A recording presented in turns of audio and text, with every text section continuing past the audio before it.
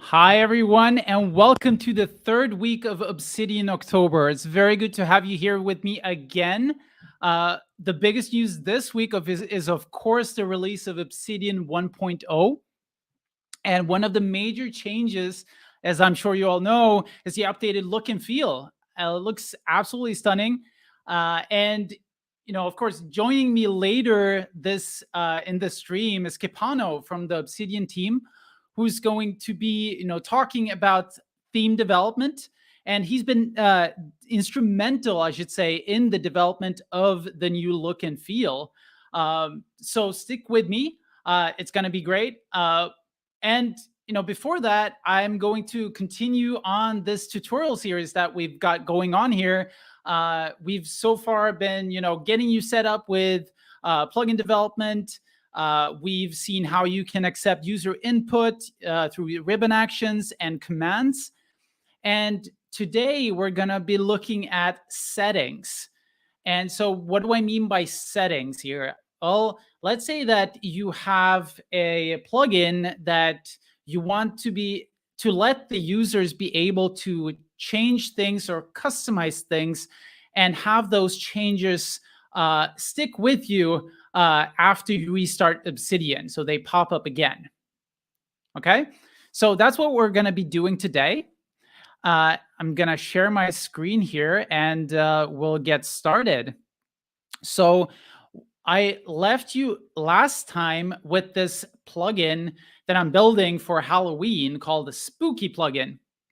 It's very spooky. And what you can do right now is that we have a command here called peek into the dark.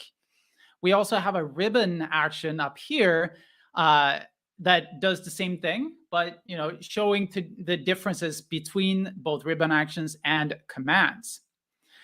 But so this right now, the scary part here, we're scaring the user, saying boo, right? Very scary. But this is hard coded right now. What if the user wants to be scared in a different way, right? Maybe something else is more scarier to them. So we want to be able to change that and let the user be able to change that specifically. So very, very cool. So the first thing we will do is to configure, just look at how we can load and save settings.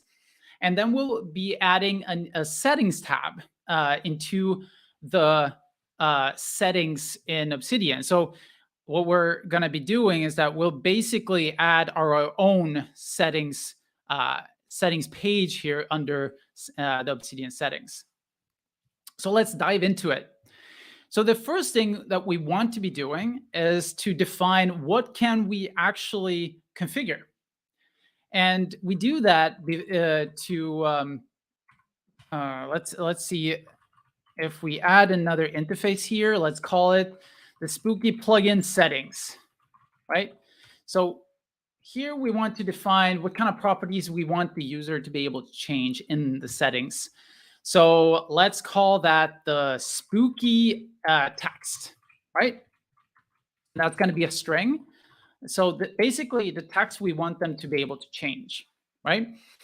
And the next thing we probably want to do, not always, but I'm going to do it in, this time around, is to provide default values, right? Let's say that it's the first time they are opening this plugin and they haven't yet configured anything. So we want it to still be, showing something and not just crashing. So we will create a default setting, basically. So we're going to do that by creating a default settings object. And that will essentially be the same thing, but I'm going to use a word called partial here. Partial essentially means that all the properties of this type that I'm defining here will be optional. So when I'm doing that here, I can now have my spooky text here. And I'm going to set it to be the boo string as default. Okay. So again, when I save here, I can see that the spooky plugin has been reloaded. So I'm doing this with the hot reload plugin that we covered in a previous video. So in case you're seeing the pop-ups coming up here, that's what it is. So now we have a definition of what we want to change, and we have the default value for it. But it's not being used anywhere. Well, the first thing we want to do is to add it to our plugin class. So let's add it here. So this is so that we can access it from anywhere in the plugin, be it a command, a ribbon action, whatever you may have. So we're going to add it as a member variable here. And the next thing we want to do is we want to be able to load the settings and save settings. And turns out that Obsidian has a API for this. So there's going to be two interesting functions that we're going to be looking at. So if you hit this dot load data, this is the function that actually brings data from file into your plugin, into runtime. And this is going to automatically go to a file called data.json inside your plugin directory. And so this is going to give us an object, essentially. And we can do something like, I don't know, we can do this. settings, load data. In this case, it's not actually the correct type. So what I like to do, I actually like to extract this to its own function, and we're gonna make that async because this is I/O operations that we're doing. We're reading from the file system. So I'm just gonna check. Yes. So let's call this load settings. And let's move this into load settings here. And in this case, we're gonna do an await and wait for the data to become available. And then we're assigning it to our settings variable here. So this is great, but right now we're not really using our default values. So where do we put this? Right. So the way I've actually messed up the first time I did this because I was kind of assigning my default settings right to my my settings object, which meant that I was actually it was keeping a reference to it, and I was updating it when I changed my settings. So when I changed my settings, I also updated the default settings, which is not what you want to do. So you can avoid that by using this object assign function. What that takes is it takes a series of arguments, and it's going to take the first argument in the list, which is in this case an empty object, and then it's going to add all the properties in the subsequent arguments to that object. Okay, so it's essentially like we're cloning the objects after the first one. So we can actually add multiple one of these. So if I do something like this, this is going to take the first empty object here. It's going to assign all the properties from our default settings, and then it's going to apply all the stuff that we have in data.json. Of course, if we don't have any data in data.json, all we're going to get is the default settings. So I think that's a pretty good start. Right now, we don't have anything, loaded. We haven't saved anything yet. So hopefully, if we start using this, we'll see our default settings. So what if I save this and, the next thing, we probably want to be using this variable that we're loading, right? So we're just setting settings here, but we're not actually using it. And the way we can do that is just by going to where we want to use it, and we can access our property like this. Okay, so we're just setting our spooky text from our settings and using that in the notice. Right? Let's see if that works. Huh. So nothing is happening when I click the peek into the dark. So, there's actually not any call to load settings here. So the next thing that you want to do is to actually call the load settings method here when the plugin loads. So when we load the plugin, we want to also load the data. So let's do that. We want to use a wait here, and so that we wait until the data has been read before we continue on. And then we're going to call this load settings method. There we go. So now, if we're lucky, this is live demo. So hopefully this will work when I click this. There we have it. So right now it's using, actually not I did a run through it before this. So this is why the settings is actually already there. But we can go and soon we will actually update that. So I can actually, no, never mind. We'll fix that later. So right now we're actually loading data that's already there actually into runtime.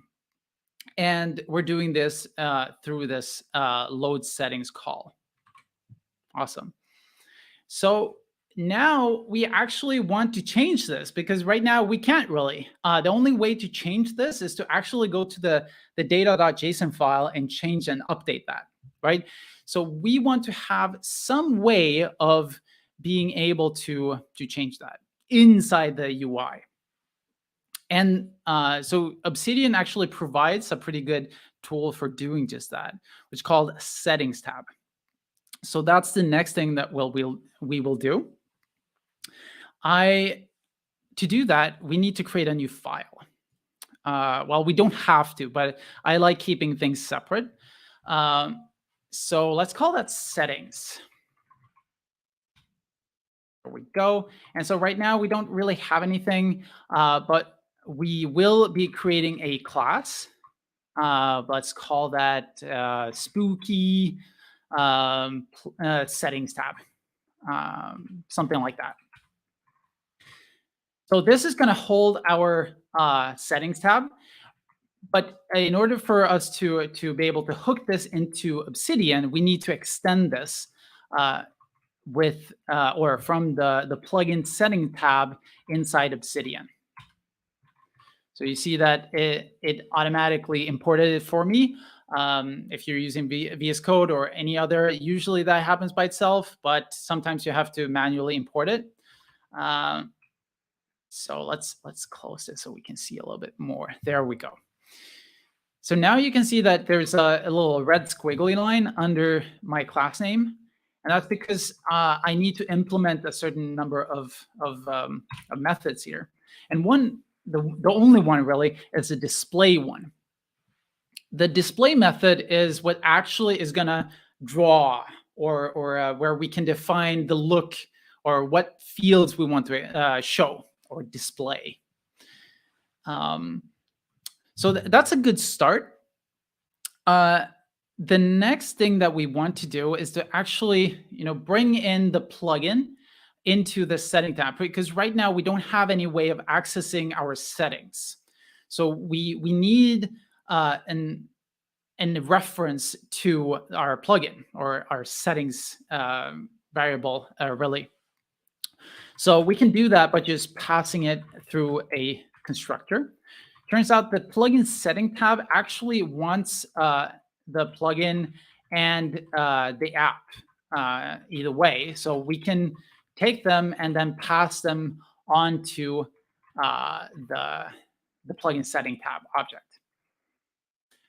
But since we actually want to be using the settings here, I'm going to actually store this plugin inside my class as well.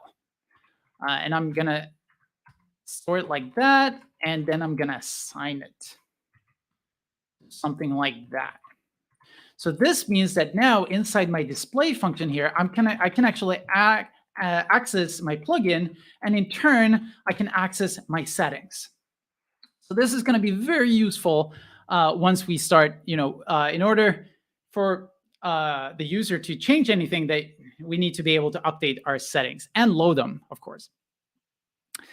So what's the next step? So what we want to do now is essentially, we need to draw something. We need to start adding HTML elements. Where do we do that? So the first thing that you want to look at is, so on this object, the plugin setting tab actually gives you an HTML element that you can attach things to. It's called a container EL.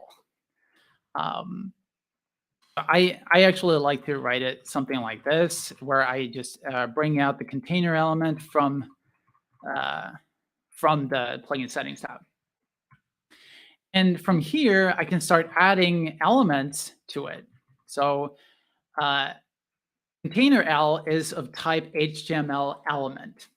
And all HTML elements have these methods on them that lets you create elements within them.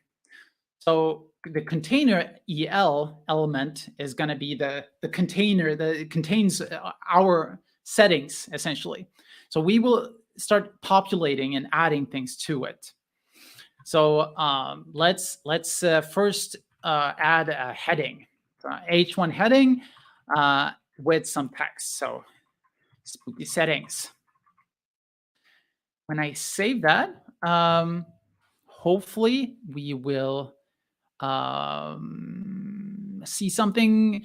Yes. So what we're missing right now is that we've created this setting tab, but we're not actually using it. Our plugin does not know about it yet. So in here, there's no reference to our setting tab. So the way we register a settings tab is just like we did with the ribbon actions and add commands. We register them through this. I believe it's register. Let's see. Is it? No, it's add. So add settings tab.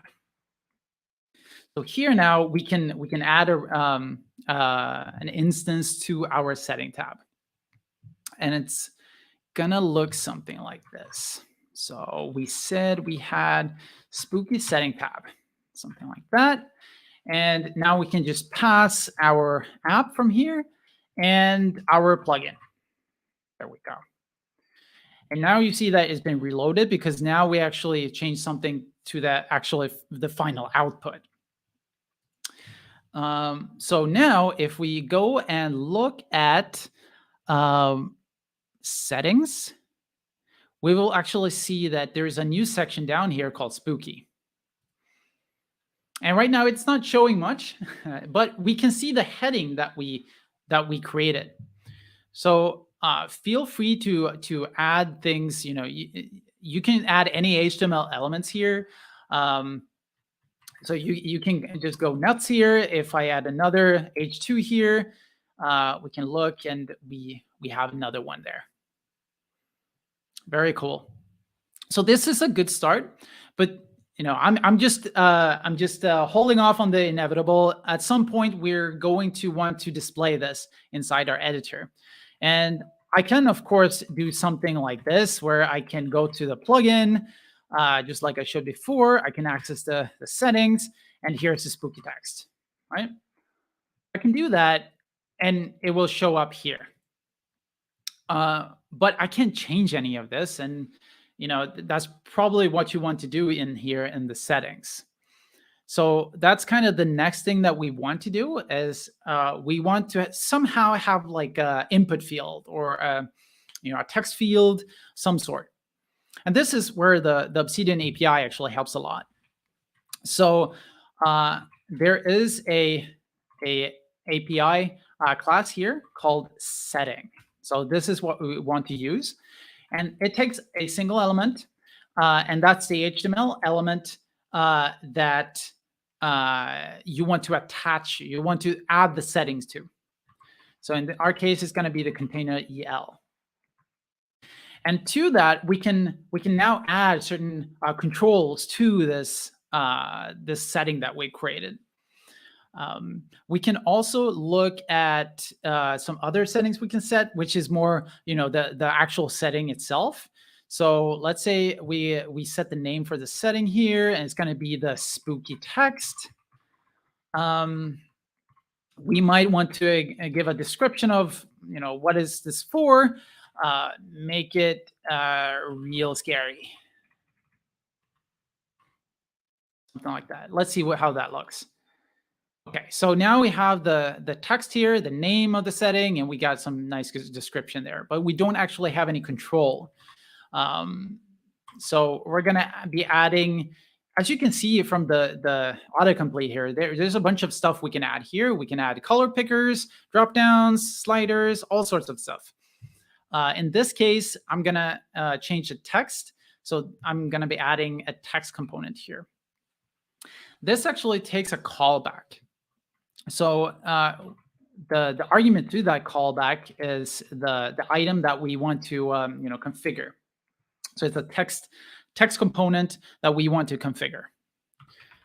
And if we check what's on there, we can see that just like before, we have a few options that we can change here. Let's see here. So let's say that we want to set the value of this. And I'm going to be using the settings spooky text here. Okay. So hopefully now we will have a text object. There you go. A text element with the settings text in it. Very cool. But we're just now we're reading the settings. We're looking at it, but we can't actually change it. So that's our next step. We want to change. Let's see. So I see a question here that I can answer right away. Let's see. So is there a way to use the settings API inside a modal? Yes. So the only thing this is doing is that it populates the HTML element that you give it. So you can use it anywhere where you have an HTML element that you can attach it to. So it's just creating the divs and all the text inputs and so on. So feel free to use it whenever you have an HTML element somewhere. Good question. Okay, so let's get going with saving. And let's see if we can add, we want to have like an on change. So when we actually change something here, we want to take the value and we want to do something with that, right? And in this case, let's just create something where we can see the value. And hopefully now if I change this, yeah, you can see that I'm changing the value here. But so I want to actually write this back to the file system. I want to persist this now. And right now there's no real way to do that. So for that, let's go back to our main class here. And just like I have a load settings, let's create a save settings as well. Just to be a little symmetric here. Symmetric. So let's say save settings. Okay. So now when we have save settings there, we can access it just like we did the load settings. So we can go to plugin here. We can actually call the settings object, and we can set the value here. And then we can call this plugin save settings. Okay, so we're updating the spooky text in the settings, and then we're persisting that to our file system. But okay, so I know you're very eager to see what's in here, and lo and behold, it's actually very similar to load data. It's called save data. And what does that take? It takes an object, believe it or not, which is going to be our settings object. That's it. So now I should be able to update this to something like boo then.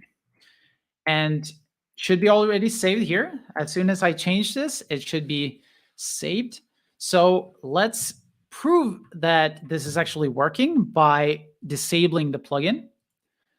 So now all plugin state is gone. Hopefully now, when we enable this, we again see the settings pop up here, and we have the persisted value. So this is actually now stored to disk, which is really helpful. And of course, in my plugins, I'm also using this data.json to store state that is not necessarily customizable for the user, but just state that I want to be persisted throughout the journey. So kind of layout states, any settings that the user is doing in the actual plugin, not just the settings. I tend to save that as well. So yeah, let's actually look at how this data.json looks like. I think I have one here. So this is my vault opened inside Visual Studio Code. So now we can go to the .obsidian plugins, and we can see my Obsidian Spooky plugin here. You can see all the files that I have here, but you can also see this data.json file. And this is just an JSON object with the settings object that I defined inside my plugin. Very cool. That's everything I have to show you when it comes to settings today. You can, of course, experiment yourself with, try adding multiple settings here. So I added a text setting here, but feel free to start adding other types of settings as well, and different components to them that make sense for what you're trying to build. And again, feel free to use these new settings wherever you have a HTML element, be it in the modal or anywhere you can fit it in a view, a custom view, which we will be talking about, I believe, next time. So stick with us until then. I will take a small break, and after that, we will be back to talk about theme development with Kepano from the Obsidian team. So stick with me. I'll see you in a little bit.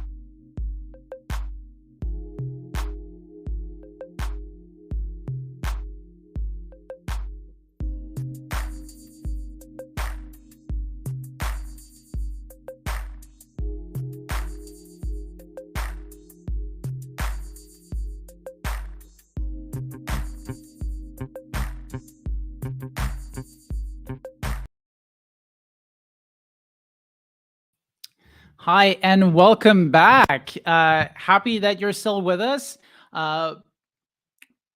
This time I'm bringing with me our next guest, which is Kepano. Great to have you here. Hey, How are you? I'm very good. I'm rested. This was a big week for us with the release. Not too many bugs reported, so I'm happy about that. But I've got a Just you laundry wait. list of minimal theme updates that I'm going to need to make.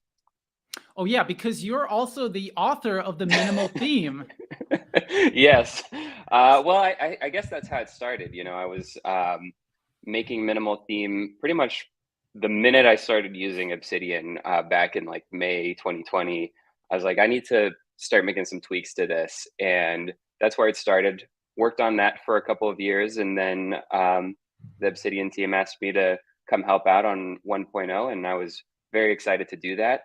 Had learned everything that you can about the structure of Obsidian and how to tweak it and what I wish it could have been like, both as a theme but also for theme developers. So tried to bring all of those different ideas into this new version. But yes, now I'm also now I also have to update minimal to make sure that it also works. So I got two themes going. That's a pretty good resume to hand in to the Obsidian team. They had a chance to see my work before I jumped on, so that was fun.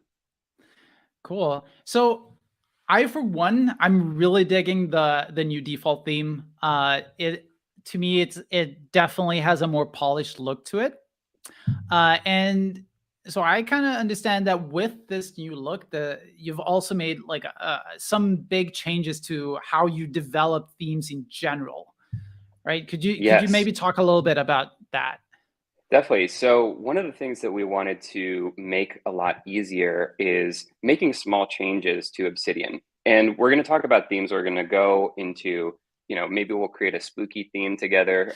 We'll see how I'd far love we get that. with that in the next like 30 minutes. But we also know that there's so many people who share snippets, right? And they are just trying to make small changes. They want to make the headings a little larger. They want to do something different with their checkboxes. They want to make all these different little modifications to make Obsidian more, cozy and exactly the way they like it. And so we wanted to make that as easy as possible. So one of the difficult things about theming and snippets in the past was that you would have to get into the weeds of CSS selectors, and we'll Right. explain what that is a little bit more. But essentially, the structure of Obsidian is kind of like a very fancy website that has a tree of smaller and smaller objects that are nested inside of these elements. And if you wanted to change like one checkbox in reading view, you would have to like dig all the way down into the tree to find that element and provide this very narrow selector.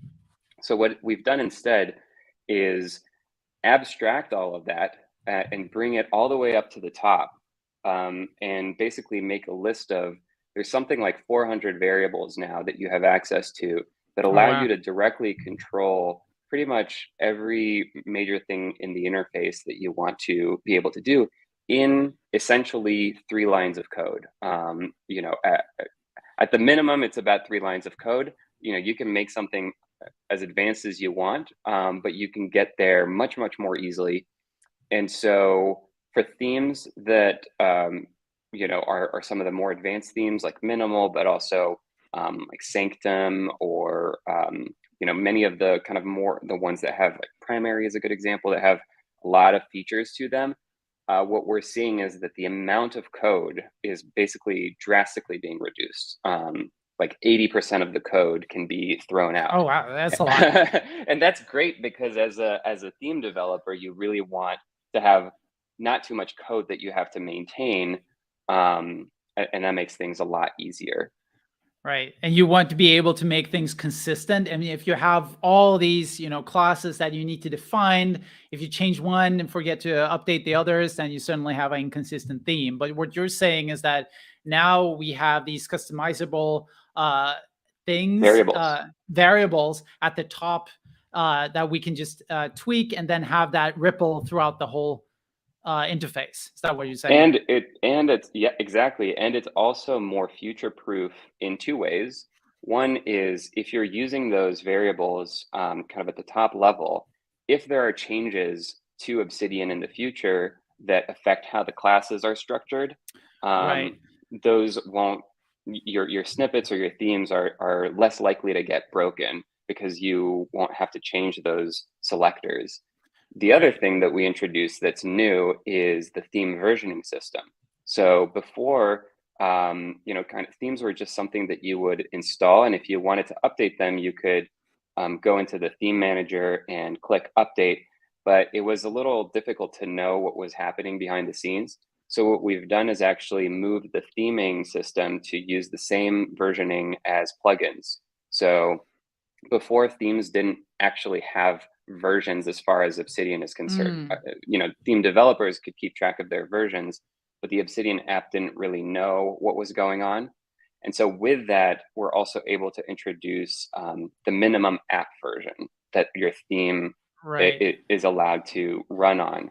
And so that makes it a lot better going forward. If there's some other new capabilities that get added to Obsidian, if someone is on an old version of Obsidian, they'll still be able to download an old version of your theme that's compatible with their Right. version. But we're going to see like legacy themes. Will they still be working in 1.0, or what So, if I'm a yeah. theme developer and I've built a theme in the past, will that still work? So we went through every single theme and checked like how badly they were broken, and there were a few that were pretty broken. It is very easy to migrate your theme to the new version. So if you are a theme author and have a slightly broken theme, It should be fairly easy. We've written a developer guide that explains what to do to migrate your theme to the new version. But starting now, it's going to become a lot easier going forward, you know, for Obsidian 1.1, 1.5, 2.0, etc. We kind of had to rip off this Band-Aid now because we can't go back in time and have this theme versioning system for people who are on older versions of the app. So any theme that gets developed for 1.0 and above will now have this kind of version number that says what version this theme is allowed to run on, which should make things more future-proof going forward. So I actually would love it if we could, you know, try some of this out. And I thought that it would be a great exercise if you could just teach me how to build a theme. How does that sound? I'm excited. I think this. What I'm going to say is, you know, today there's something like a few hundred themes. I'm hoping that in the future there's thousands of themes, and that all kinds of people who never thought to touch CSS are going to, you know, get their hands dirty, and hopefully it's easier than ever. So I think the first thing that we want to do when we get started, and if you're watching, you can try to follow along. You could even open up these same views on your end. I think what we'll start by doing is creating a snippet, actually, because I think that that's the easiest thing for people to understand. You don't even have to go all the way down the theme route. You can start by modifying an existing theme. What is a snippet then? So why don't you open the settings in Obsidian and go to appearance. And a snippet is basically a small piece of a theme. And you see these snippets at the very bottom. Oh, there we are. So CSS snippets is it's a folder in your vault that allows you to drop in partial bits of CSS that don't need to do very much. They're not trying to control the entire interface. They're just, you know, little snippet is, I think, a good name because they're just like a little bit of CSS that allows you to tweak something. And so you can drop in CSS snippets to modify any piece of the interface. So we'll start by creating that, and then what we'll do is actually turn our snippet into a full-blown theme. So if you want to make one, click the folder icon, and that's gonna, exactly. That's gonna open up the folder inside of your vault for snippets. So if you go to like column view on this, you could see, you know, where that is, but it's under in your vault under the .obsidian. Oh yeah. I can actually go. I have my vault up here, so it should be in here somewhere. Exactly. Oh yeah, there it is. So I think if you don't have that folder, it automatically gets created when you click on that folder icon. So now let's create a new file in that folder, and we'll call it snippet.css. Great. And so if you refresh back in Obsidian, there's a little refresh icon in the CSS. That should show up now. There we have it. You can turn it on. So right now we've just got an empty snippet, and we can go back to the main Obsidian view. And what we're going to look at next is the developer tools. So if you're new to styling CSS and HTML, a really convenient feature that is part of the kind of Electron Chromium wrapper that Obsidian lives in is called developer tools. And you can open that via a shortcut or just by going all the way up to the menu bar. Yes, and you can go to view, toggle developer tools. There's also a shortcut for it. Oh, there we have it. Yeah, that's going to open up a window. Might be useful to show. I think you've got it already customized where it pops out into its own window. Oh, yeah. But if you click the little dots at the top here, you can dock it inside of the app if you want. You can show how that looks. Yeah. Exactly. But I like having it popped out, but it's a little bit more convenient for multitasking. Okay. All right. Yeah. Okay. So what developer tools is gives you basically like X-ray vision into what's going on with how the app is structured. So we're going to want to go to the Elements tab.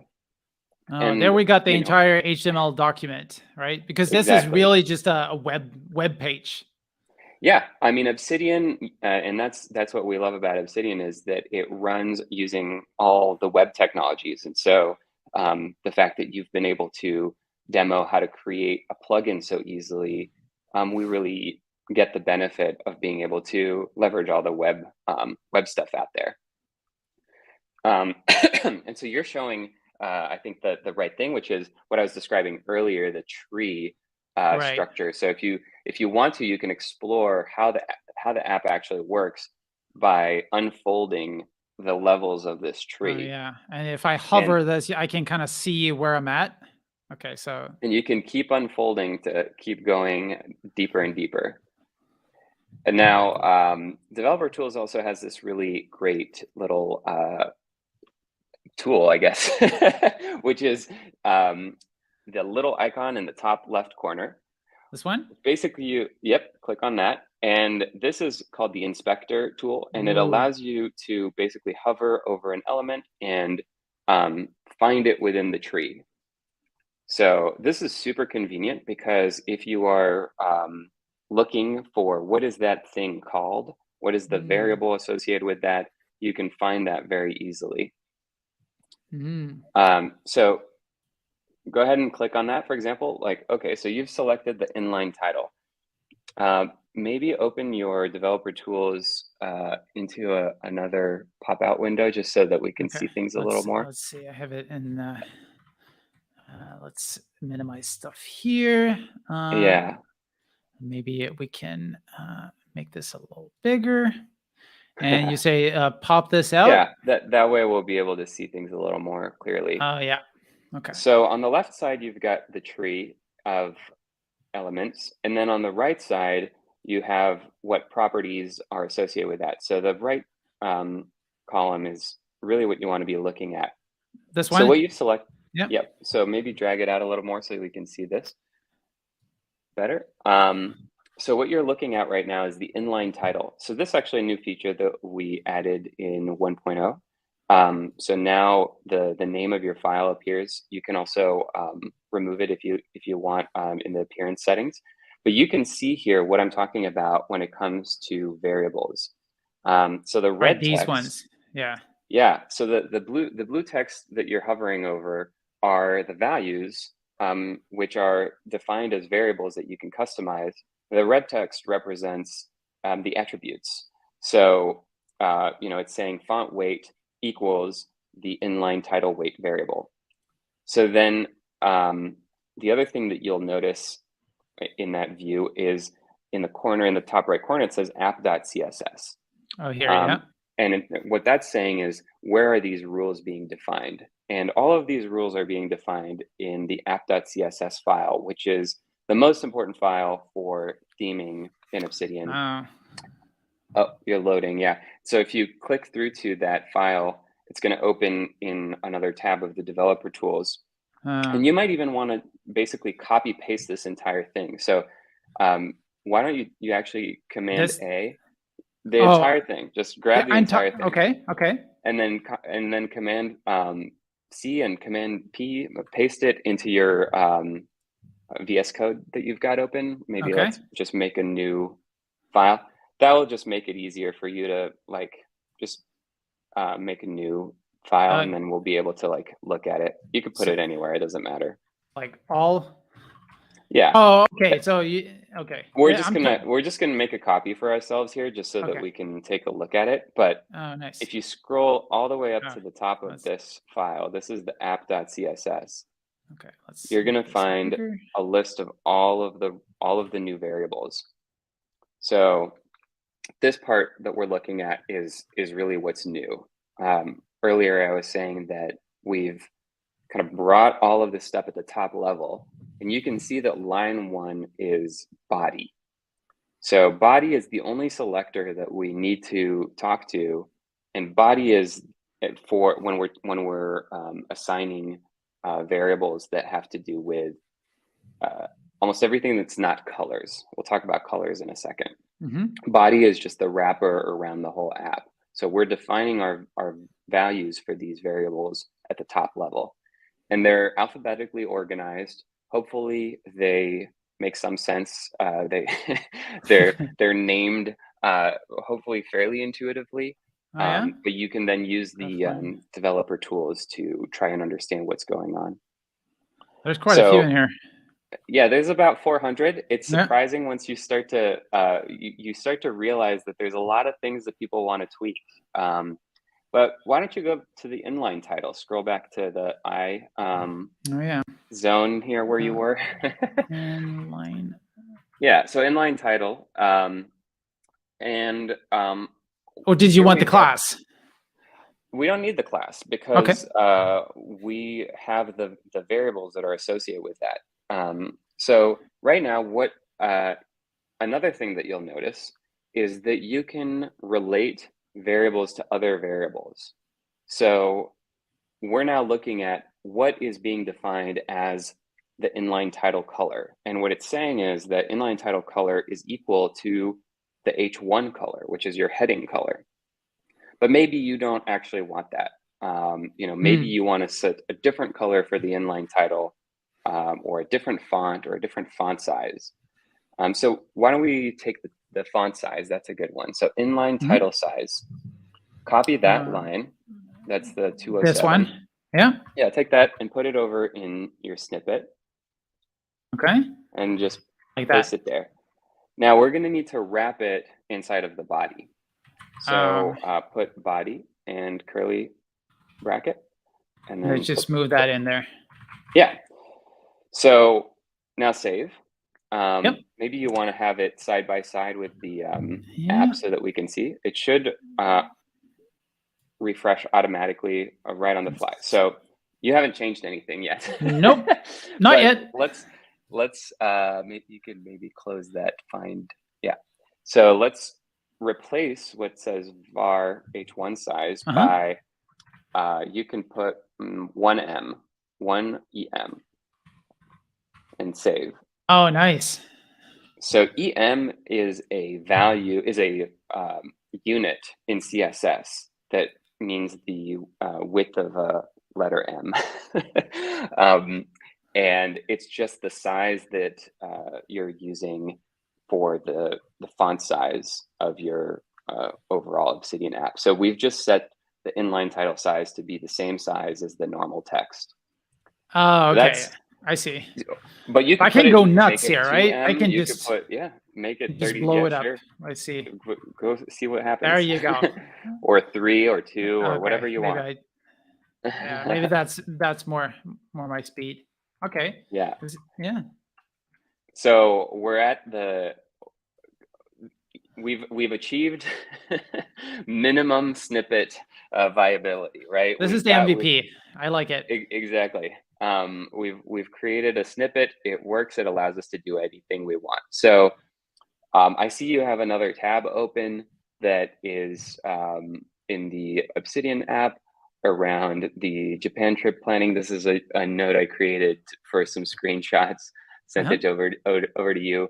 I've heard some people say in the past that they don't like the fact that when you check a checkbox, there's a strike through the the word there, and it makes it maybe harder to read or something. So let's go back to the all.css. You mean these ones, the strike throughs? Yeah, the line through. Yeah. So let's go to all.css. You can do it either way, but if you want to do you can go to all.css. And I think this one is under checklist. Oh, I guess I could find it just by using this one again, try to, see if that works. Why don't I not guide you and you try to figure it out? Okay. So it's like this one, the CM list. It's in there somewhere. So you'll want to, drag that over, scroll up to the top on the right side of your, there you go. Okay. And now you're in the weeds trying to find okay. how it got to that thing. Okay. So I see. Like you got some colors, tab checklist size, done decoration. Yeah. Oh, here we go. So I can just, Exactly. So I can just toggle that on and off here. So that name, checklist done decoration, is what you want to use in your snippet.css. So if we go back to snippet.css, make a new line, checklist done decoration, and then give it the value of none. And then save, and that's it. Oh, You nice. could also give it a different name. Try wavy. This is a new one. Wavy. I've never seen that one before. Does that work? No, maybe no, not. it doesn't. What's there? If you ever want to know what are the available values, you can go to basically just Google and search like CSS text decoration. So for any kind of attribute, there are some different variables available. So in this case, you have, underline is probably the one that you would see being used for links. But line through is the one that's being used in this particular case. Oh yeah, I have a few here I can choose between. Yeah. Okay, so I can just choose this one. Actually, overline. I don't think I've ever tried that one. I want to see what that one does. Interesting. I've never seen that one before. Okay. Yeah. Well, so and so if you went back to the all.css file that we have in your VS Code and scroll back up to checklist, that's where you're going to find all of the related where you're going down into maybe the I can bottom. go up. Yeah. There we go. So here are some of the other things that you can do. So the done color, that's the text of where it says like Andrew, for example, is grayed out. So it's using the text muted. And this is a good jumping off point to talk about color. So color is a little bit different than other variables in Obsidian because color is you're probably going to want to set different colors for light mode and dark mode. And so for that reason, we have two selectors, which are theme light and theme dark. But when you look at the top of app.css, you'll notice that oftentimes one variable refers to another variable. So in this case, we're saying that the done text color should be the text muted. And the reason that we're saying that is because we want to then define the text muted color differently in light mode versus dark mode. So why don't we go back to snippet.css and we're going to create our setup for light mode and dark mode.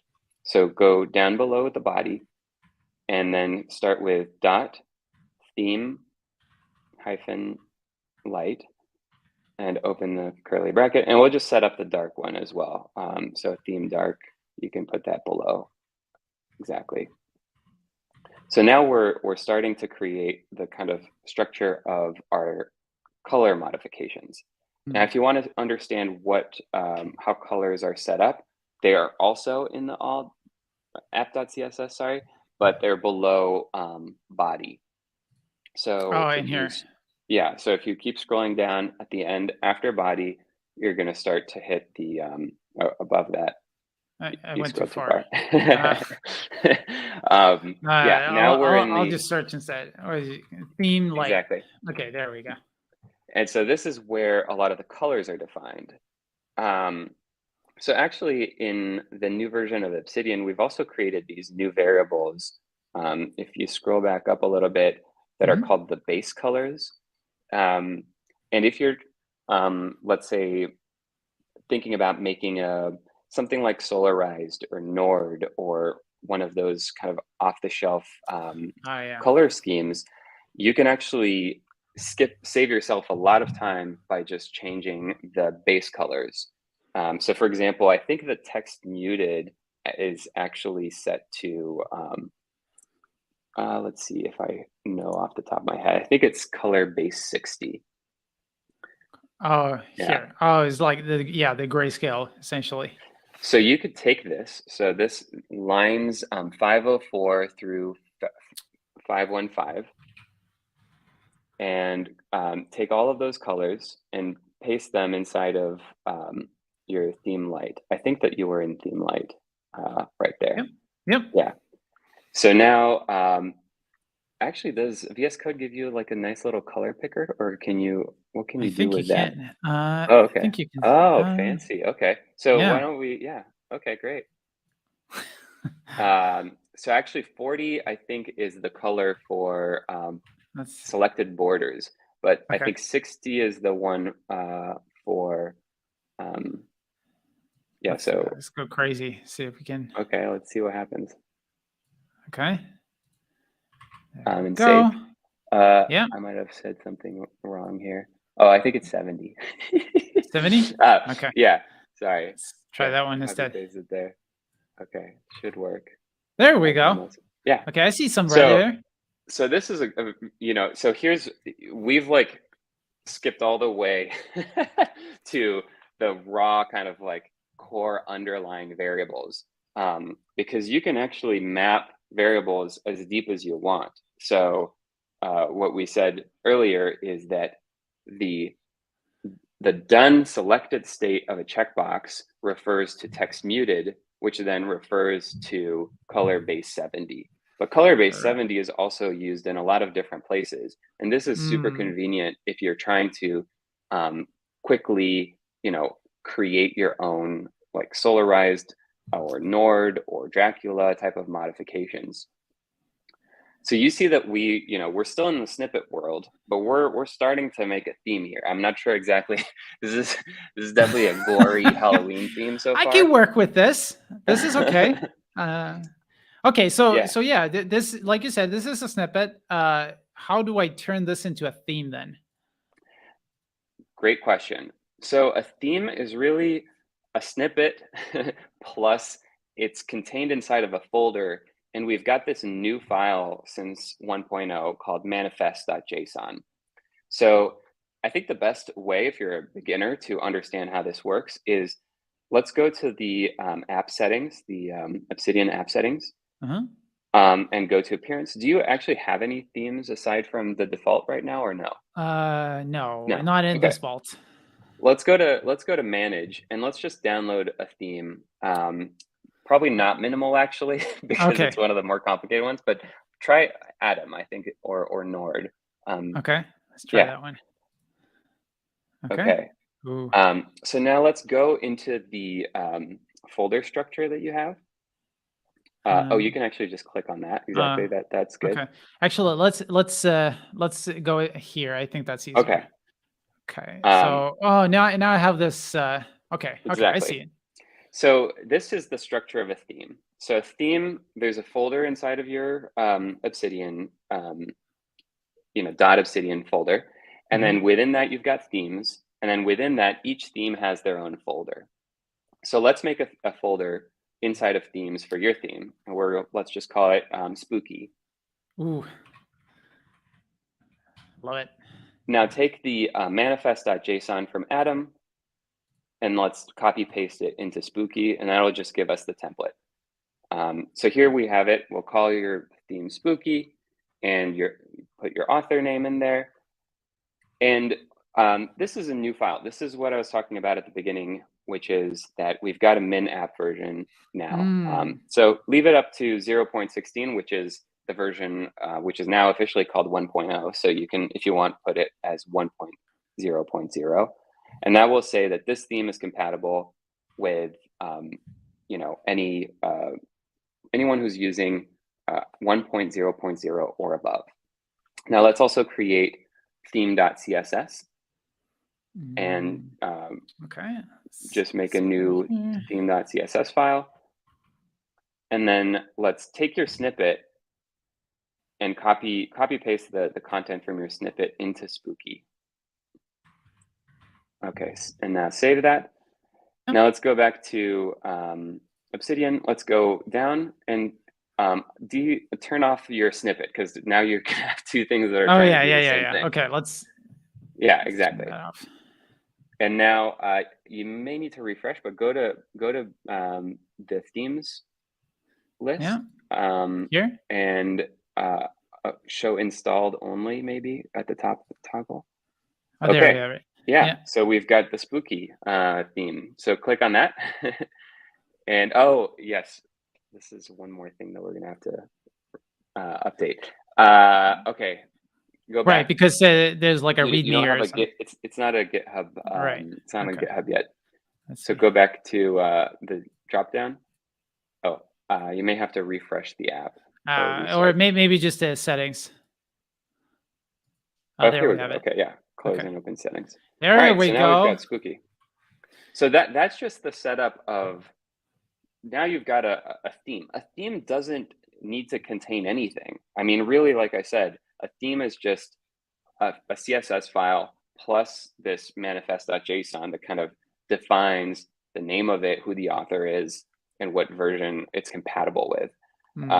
So a theme can really be very basic, and you can start to develop your own theme using bits and pieces that you find from other themes that you like, or from color schemes that exist online. I mean, there's literally, if you go to the VS Code theme gallery, there's hundreds and hundreds of color schemes that you could use as a base. Yeah, so we have one question here that, does it need to be called theme CSS? So it does, yes. Here. Okay, so that's like a keyword or a dedicated name. Yes. Okay. Manifest.json and theme.css are kind of the must-have file names. Okay. So another question, does it need to be a GitHub repository? No, you can make a theme that's just local for you. However, if you want to submit a theme to the community plugin or to the community themes, you will need to create a repo for it. Okay. Okay. So like, let's say that, so another question then is like, let's say that I developed this amazing theme and I really love it and I want to share it. So how do you actually get, other people to, so it appears here, obviously Sanctum, Nord, and all of these, they have had to do something to get their theme there, right? Yeah. So in order to do that, you have to submit your theme to the Obsidian organization on GitHub. So let's go to GitHub and go to, the Obsidian organization. And there's hopefully you have that. Yeah, I can just go there here. We go. And there's something called community. Maybe down here. Community theme. There, you had it down below. This one? Scroll down. No, scroll down. Oh, am I wrong? I'm forgetting what it's called actually. Isn't it the releases one? Yeah, I think you're right. Because you have the community CSS themes. Is this the one then? So if you open that up, this is actually the file that Obsidian reads to go and find out what themes are available. And this is also where the screenshots are defined. So you can see that it's kind of like a little version of the manifest. It's a little bit different in terms of formatting, but it's a JSON file that contains a list of all of the available Obsidian themes. So if you wanted to submit your theme, you would basically create a pull request on this file and add your theme in there. And what you'll need to do is give it the name and then put the name of the GitHub repo that you're referring to, as well as the location of the screenshot within that repo. So that part, we might not have time to do a demo of how to do that, but I think there's some instructions that explain how to submit your theme, and that's how you do it. Once you've done that, you can push updates to your theme and change the versioning of your theme in GitHub, and that way anyone who's using your theme will get those updates when they're available. So I don't have to submit another pull request whenever I want to update it. Correct. If you have a new update, what you would do is go back to VS Code and go to the manifest.json. and you would say, I've Uh, iterated and now I'm version 0.1. And then when you save that and push it to your repo, anyone who's got an older version, when they check for updates, they'll know that there's a new version available. Very cool. So thank you so much for joining me today. And I wrote what's now called a legacy theme. So this is definitely a fresh breeze of just fresh air to see how I can definitely see how this can reduce my number of lines of code, because I definitely remember a lot of selectors just to get the one that I really wanted. I think this will help a lot. And if you have any questions about this, please join the Obsidian Discord. It's very active in the appearance channel. You can get a lot of help there in terms of understanding how selectors work. If you're still a beginner to CSS, don't hesitate. There's a lot of helpful people in the community, and I'm usually lurking in there too if you have questions for me. Thank you. I think that's a great place to end this week's live stream. We're going to be here next week again, so feel free to tune in. We're going to be doing the same structure. We're going to start with a tutorial, and we're going to have a new guest. Please stay tuned to find out who, and I'll see you next week. Thank you so Marcus. much. This was fun. Yeah. Thank you to everyone who joined in, and thank you, Kipano, for your amazing work on the new beautiful theme. Appreciate it. It's been great to get all the feedback. It sounds like it's been well received, so we're glad to hear that. Thank you again. See you next week. Bye.